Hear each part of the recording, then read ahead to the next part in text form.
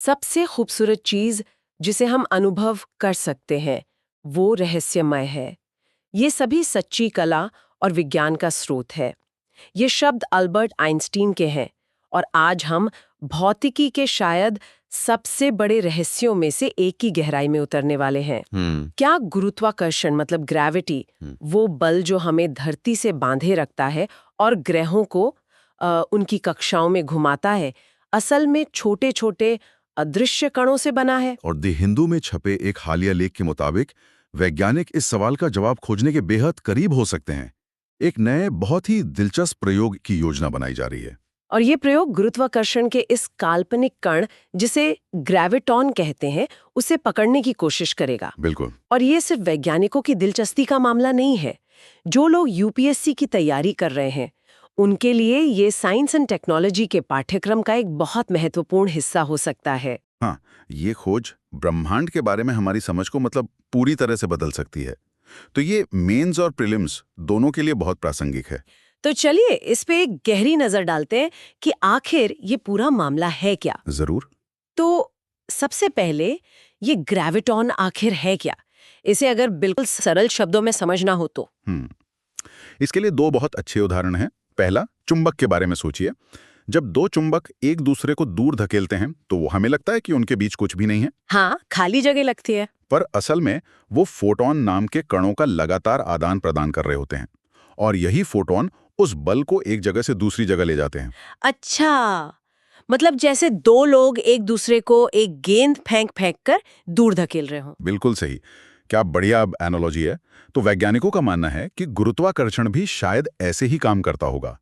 सूर्य पृथ्वी को खींचता है तो हो सकता है वे दोनों लगातार ग्रेविटॉन नाम के कणों का आदान प्रदान कर रहे हों।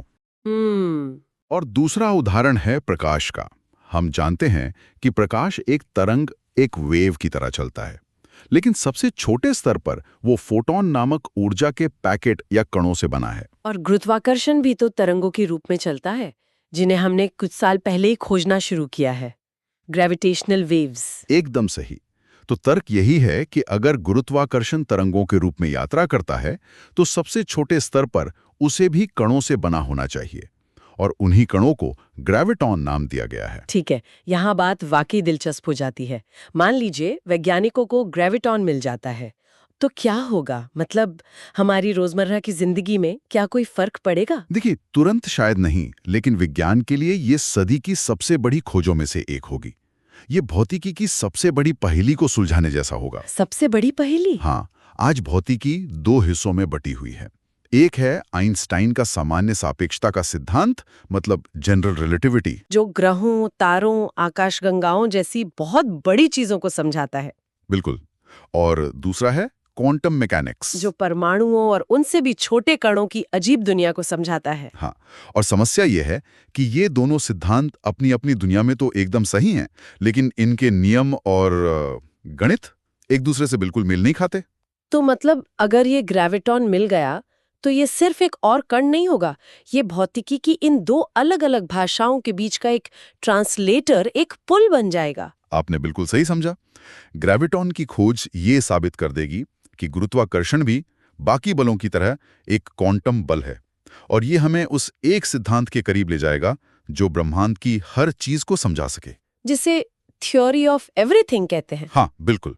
ये सुनने में इतना बड़ा आइडिया लगता है, तो इसे अब तक खोजा क्यों नहीं गया? क्या कोई खास मुश्किल थी? मुश्किल नहीं, दशकों तक इसे असंभव माना जाता रहा और इसकी वजह है गुरुत्वाकर्षण की प्रकृति। ये अविश्वसनीय रूप से कमजोर बल है। कितना कमजोर? मतलब कोई ऐसा उदाहरण जिसे हम रोज देख सकें? बिल्कुल। आप अपनी फ्रिज पर एक छोटा सा चुंबक चिपकाते हैं, वो छोटा सा चुंबक एक पेपर क्लिप को उठा लेता है ना? हाँ, उठा लेता है। जरा सोचिए, वो नन्हा सा चुंबक पूरी पृथ्वी के गुरुत्वाकर्षण बल को हराकर उस क्लिप को अपनी ओर खींच रहा है। वाह, ये तो मैंने कभी इस तरह से सोचा ही नहीं। वो चुंबक पूरी पृथ्वी से ज्यादा ताकतवर है उस एक क्लिप के लिए। यही वजह है गुरुत्वाकर्षण इतना कमजोर है कि इसके कण ग्रेविटॉन किसी भी चीज के साथ कोई संपर्क ही नहीं करते। वो हमारे शरीर, धरती, हर चीज के आर पार ऐसे निकल जाते हैं जैसे कि कुछ है ही नहीं। अच्छा, और किसी कण का पता लगाने के लिए उसे आपके डिटेक्टर से टकराना तो जरूरी है। बिल्कुल। तो फिर वैज्ञानिकों ने कभी इन्हें पकड़ने का कोई तरीका सोचा ही नहीं? सोचा था। 2006 में दो भौतिकविदों टोनी रॉथमैन और स्टीफन बॉर्न ने हिसाब लगाया कि ग्रेविटॉन को पकड़ने के लिए कैसा डिटेक्टर चाहिए होगा, और उनकी जो नतीजे आए वो उन्होंने क्या पाया? उन्होंने पाया कि इसके लिए बृहस्पति ग्रह यानी जुपिटर जितने द्रव्यमान वाले डिटेक्टर की जरूरत होगी। 1 मिनट, बृहस्पति जितना बड़ा, मतलब हम सच में एक पूरा ग्रह बनाने की बात कर रहे हैं। ये तो मजाक जैसा लगता है। बिल्कुल। और यही नहीं, उसे न्यूट्रॉन तारे जैसे किसी बहुत शक्तिशाली ग्रेविटॉन स्रोत के ठीक बगल में रखना होगा। और ये सब करने के बाद? ये सब करने के बाद भी आपको शायद 1 दशक में सिर्फ 1 ग्रेविटॉन पकड़ में आएगा। सिर्फ एक? सिर्फ 1। लेकिन असली समस्या ये भी नहीं थी। तो फिर सबसे बड़ी समस्या क्या थी? असली मुश्किल थी शोर से बचने की। ब्रह्मांड में न्यूट्रिनो जैसे अरबों खरबों दूसरे कण घूम रहे हैं।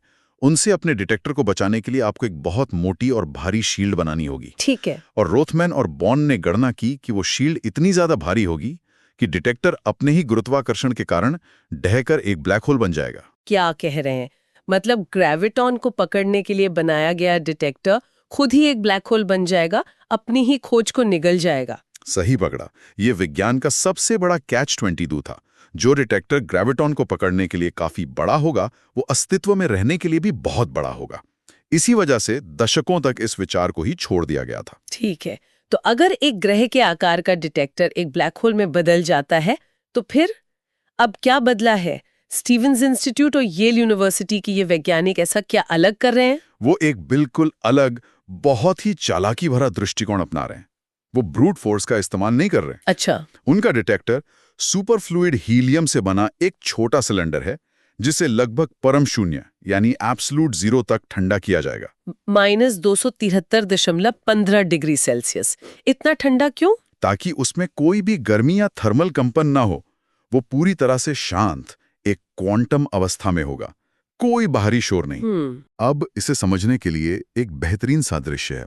पुराना तरीका एक दीवार बनाकर गोली रोकने जैसा था, जिसके लिए आपको एक असंभव मोटी दीवार चाहिए। और नया तरीका? नया तरीका एक ओपेरा गायक के अपनी आवाज से एक वाइन ग्लास को तोड़ने जैसा है। अच्छा, मतलब वो गायक ग्लास पर पत्थर नहीं फेंक रहा, बल्कि एक खास सुर, एक खास फ्रीक्वेंसी पर गा रहा है, जो गिलास के प्राकृतिक कंपन से मेल खाती है, और गिलास खुद ब खुद कांपने लगता है। आपने बिल्कुल सही पकड़ा। यही वो क्रांतिकारी विचार है।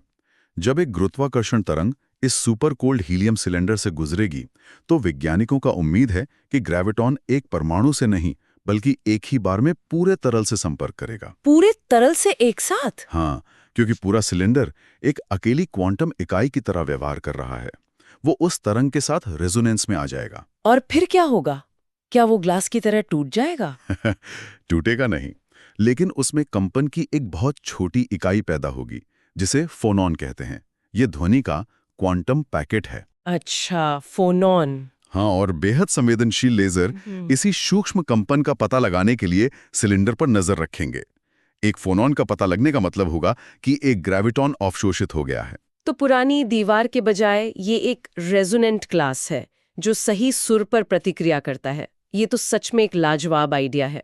लेकिन क्या वैज्ञानिक समुदाय में सभी लोग इस बात से सहमत हैं, या इसमें भी कोई पेच है? पेच तो है, और यहीं पर विज्ञान की प्रक्रिया दिलचस्प हो जाती है। बर्कले नेशनल लैब के एक सैद्धांतिक भौतिक विज्ञानी हैं, डैनियल कार्नी। उन्होंने इस पर एक बहुत महत्वपूर्ण संदेह जताया है। क्या संदेह है? उनका तर्क है कि भले ही ये प्रयोग एक सिग्नल पकड़ ले, लेकिन ये हमें ग्रेविटॉन के बारे में कुछ भी नया नहीं सिखाएगा। ऐसा क्यों?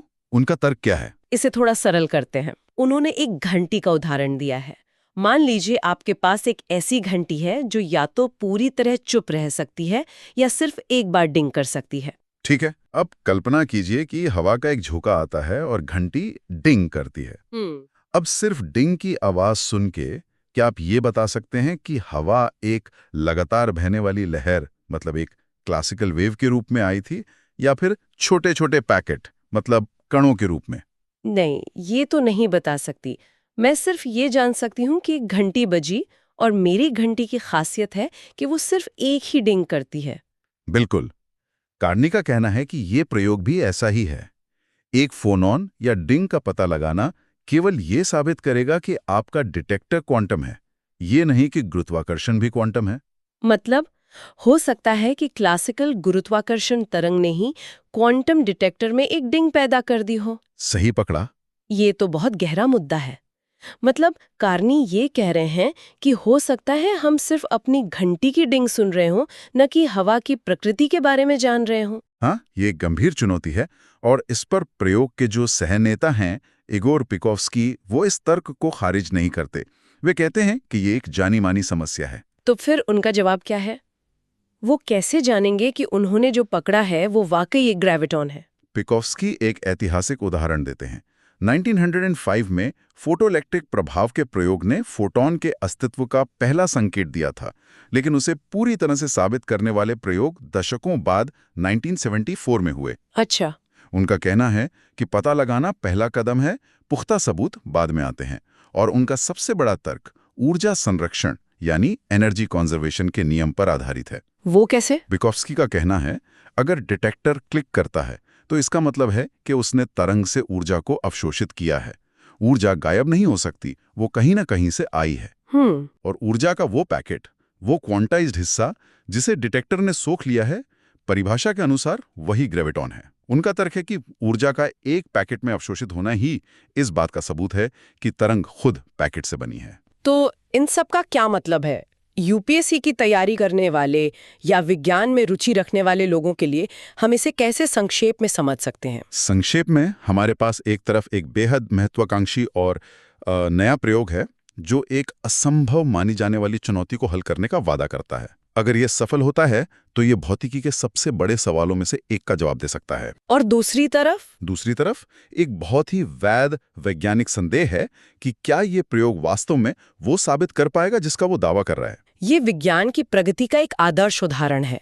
एक नया विचार, उसे परखने का एक तरीका और फिर उस पर एक गंभीर और स्वस्थ बहस। ये दिखाता है कि विज्ञान सीधे जवाबों का एक समूह नहीं है, बल्कि सवालों और तर्कों से भरी एक जीवंत प्रक्रिया है। बिल्कुल। इस तरह के विषयों पर और गहरी जानकारी और विश्लेषण के लिए हमें लाइक और सब्सक्राइब करना ना भूलें। यदि कोई प्रश्न है या किसी और विषय पर ऐसी ही चर्चा चाहते हैं तो हमें कमेंट्स में बताएं। ये चर्चा यूपीएससी के साइंस एंड टेक्नोलॉजी खंड के लिए अत्यंत महत्वपूर्ण हो सकती है। और अंत में श्रोताओं के लिए सोचने के लिए एक विचार। मान लीजिए कि ये प्रयोग सफल हो जाता है और एक सिग्नल का पता लगा लेता है, लेकिन डैनियल कार्नी का तर्क सही साबित होता है, यानी हम ये निर्णायक रूप से साबित नहीं कर पाते कि गुरुत्वाकर्षण क्वांटम है। तो क्या इस खोज को एक जीत माना जाएगा या एक अधूरी पहेली? ब्रह्मांड के रहस्यों को सुलझाने की हमारी इस लंबी यात्रा में सबूत का असली मतलब क्या है?